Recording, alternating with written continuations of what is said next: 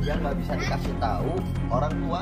Gimana sih dan ceritanya dan gimana ceritanya waktu kemarin deh? Ada lagi di galeri, siapa lagi mainin ini burung lakbet, ke kanan.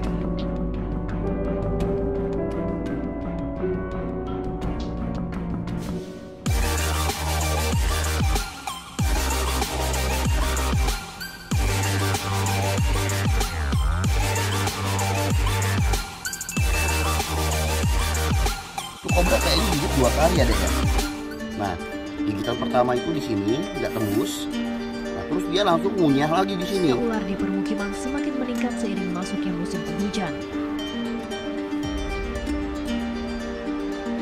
Warga diimbau tidak gegabah dan segera menghubungi petugas pemadam kebakaran atau pawang profesional. Dulurnya. Pelakunya nih yang gigit. Dulur. Oh, korbannya tuh. So tahu sih. Kamu bikin orang panik ya. Tuh, anak nakal yang nggak bisa dikasih tahu orang tuanya. Coba deketin Den. Tuh. Nah, lo. Oh. Oke, tangannya bengkak teman-teman. Hampir sama kayak gue ya berarti ya. Ada bekasnya nih. Ini ada bekas taring kecil 2, ya kan? Nah, ini dia kena 1 taring sebenarnya. Andai dia kena 2 taring, gua nggak ngerti gimana. Jadi dia kayaknya digigit itu di sini. Tak gigit sekali, tuh kobra ngunyah lagi. Tak. Jadi untuk memastikan si taringnya itu apa namanya masuk atau tidak, tuh kobra kayaknya gigit 2 kali ada ya. Nah, gigitan pertama itu di sini nggak tembus. Nah, terus dia langsung ngunyah lagi di sini. Nah, gitu. Anaknya. Lihat oximeternya. Di aku kasih dia jam buat ngontrol detak jantung sama oximeter darah. Jadi ini penting banget karena kalau orang digigit ular itu detak jantungnya akan lemah dan darahnya itu nggak akan bener. Nah, ini sekarang udah normal. Jadi normalnya tubuh manusia itu ada di 96 sampai 95. Nah, kemarin itu Aufa, ini 96 oximeter darahnya. Aufa tuh kemarin sampai 80 Jal. Ya Allah, lu kalau lihat dia kemarin pertama digigit nggak kayak gini. Ini coba buka sayang. Ini buka, boleh nggak apa-apa. Udah bisa. Ini masih gua sanggah karena tangannya masih bengkak. Ya enggak, liatin yang bagian itu aja, bagian yang melepuhnya. Aneh. Gua bisa pastikan bahwa bisa seekor kobra itu bisa seekor kobra itu tidak sama dengan viper. Mereka itu punya bisa hemotoksik dan neurotoksik. Tapi yang paling kuat itu 60-70% kandungan bisa di dalam seekor kobra itu adalah neuro. Neuro ini kan artinya otot ya atau saraf. Jadi Jal, kalau kayak si Alpi atau gua kemarin kena gigit hemo, kena gigit si viper, hanya di bagian lokal sini yang bekas digigit. Misalkan dia digigit di sini nih, bengkaknya kan misalkan birunya paling di sini kalau kena gigit. Kalau kobra nggak bisa. Ini lucu. Ini masih ada gua tandain, coba lihat deketan sini Den. Nih, dia digigit di sini dan itu langsung gua tandain. Tet. Maksudnya ini buat prepare. Kalau misalkan ini bengkaknya lewat ke sini, berarti bisa udah sampai sini. Karena bisa itu masuk ke tubuh lewat kelenjar getah bening, bukan lewat darah. Kelenjar getah bening itu ada di antara kulit sama daging. Nah, kagetnya gua 2 jam setelah gigitan, ini anak bengkaknya di sini. Ngerti nggak? 2 jam. Jadi jangan bengkak di sini. Nah, itulah gilanya neurotoksin. Neurotoksin itu kita perkirain bengkaknya bakalnya di sini, tiba-tiba ke sini dilihat nih. Nah, tuh. Ini kalau misalkan dibilang ini udah sembuh, dia digigitnya loh di sini loh. Kenapa kok lebamnya di sini? Nah, ini percaya nggak? Ini bisa aktif yang masih bisa suatu saat jalar ke jantung. Masih aktif lagi. Jadi kenapa ini pada melepuh? Ini sel getah beningnya kalah sama bisa. Kulitnya akhirnya kebakar karena panas. Nah, gue kaget kecolongan ini. Gue lock di sini. Loh, kok udah di sini? Gila, cepet banget gitu 2 jam. Habis itu sesek nggak deh? Sesek ya Mah ya. Habis itu gue nebulizer. Kebetulan di sini kan alat medis banyak, cuma serum anti bisa jujur gue nggak punya. Ya udah pakai pola dukun. Pola dukun. Apa Nah tuh? itu. Pola. Apa nih? Diapain nak? Obatinnya papa diapain? Dibakar. Terus diapain lagi? Dimasukin air hangat, dicuci biar bersih dulu. Terus diapain lagi? Dijam.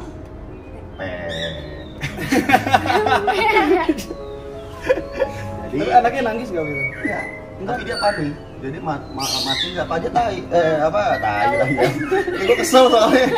Ya lagian nggak tahi gimana. Gue udah sering bilang ke dia kan, kalau nemu ular di rumah atau dimanapun yang emang itu sifatnya ular liar, mau berbisa mau enggak, Dede jangan rescue. Belum waktunya. Iya pak. Ini tahu-tahu ke atas nangis. Itu tuh gue nangis biasanya gitu ular nggak pernah nangis. Karena yang gigit kan biasanya ular sapi, ular non venom yang nggak berbisa, paling berdarah. Dia ketawa doang, dia nangis. Gue lihat, bang, digigit apa? Ular yang hitam di mana? Di kandang entom. Kobra. Gue turun si Aden udah rescue. Ngapain? Jadi gue hitungannya kecewa juga sama karyawan gue kemarin. Maksudnya kan gue lagi kerja, nanti juga lagi kerja. Jadinya pagi-pagi si Opa main ke bawah. Gue kan jagain gitu loh. Lihat, dia ada ular pasti ada parah gitu loh. Bukannya lu yang nangkep, anak gue yang suruh nangkep. Gimana sih? Gimana sih Dan ceritanya Dan? Gimana ceritanya waktu kemarin teh? Ada lagi di galeri. Si Opa lagi mainin ini burung lakbet. Lakbet ke kandang sih.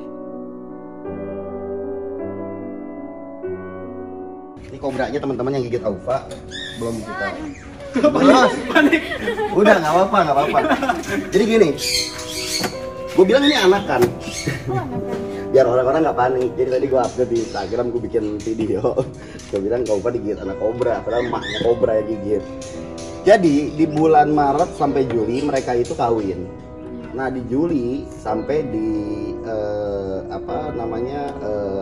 Juli, apalagi sih? Agustus, September, Oktober. Di Oktober itu mereka akan bertelur. Oktober, November, sampai Desember.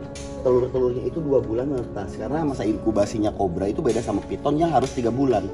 Kalau kobra ini cuma 2 bulan. Nah terus kenapa sih ada kobra di pemukiman gini? Ada alih fungsi habitat yang dulunya itu adalah habitat satwa digarap orang jadi perumahan.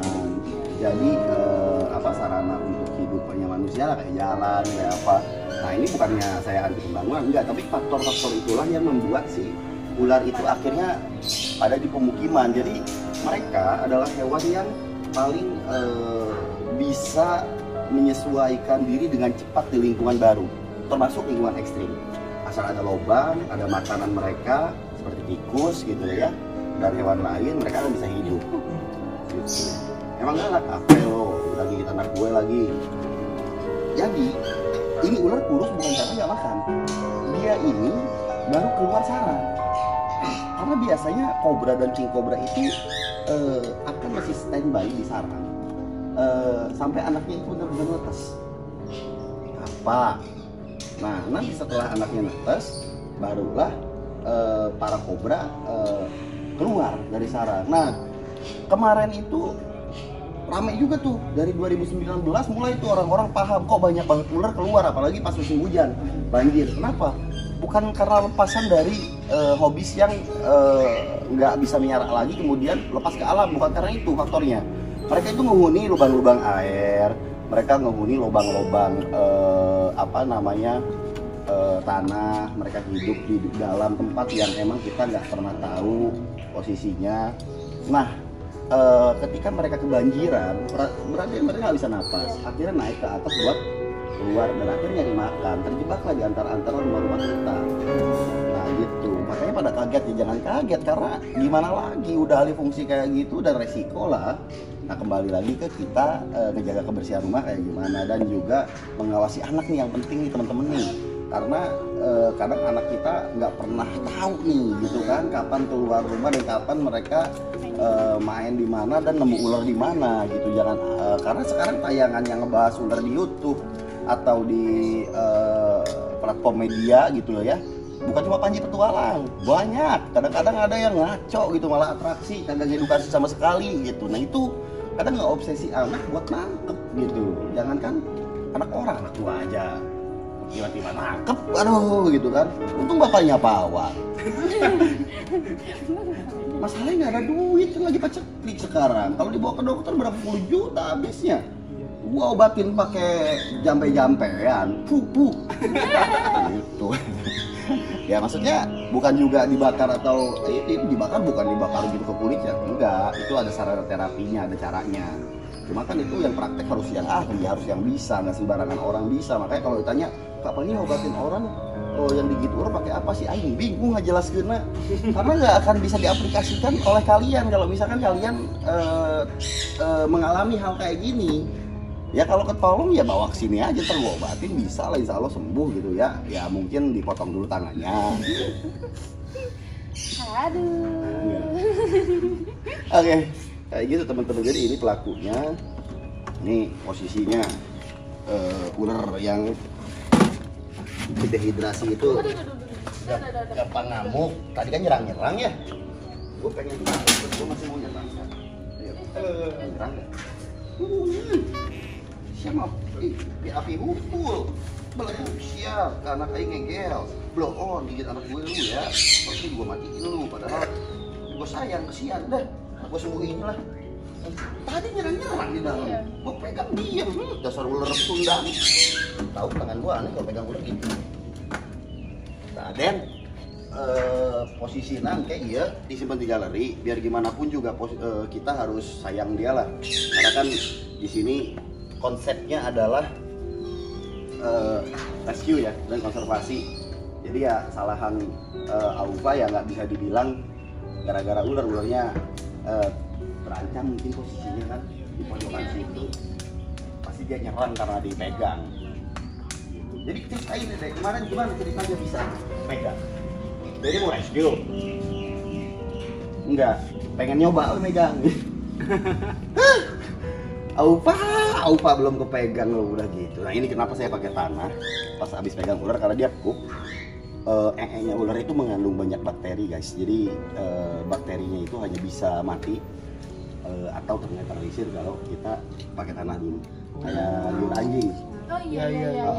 Jadi sebetulnya ada beberapa jenis bakteri di hewan itu, kayak anjing kan di liurnya. Kenapa sih Nabi nyaranin kita untuk pakai tanah? Karena tanah ini adalah sarana yang bisa membuat bakteri atau kuman mati sebenarnya. Nah makanya gue pakai ini dulu baru pakai tanah, jadi nggak makan gitu. Jadi bisa ditiru karena posisinya najis itu kan bisa bersih pakai tanah. Kenapa tanahnya di situ nggak ada kucing yang berak? Jadi nah kalau ada kucing yang berak kena tainya ya apes guys. Oke, kalau gitu next konten kita ketemu lagi. Assalamualaikum, salam lestari, sehat selalu teman-teman. Makasih buat kalian yang selalu support dan dukung. Sehat selalu, rahayu, berkah, selamat. Bye bye.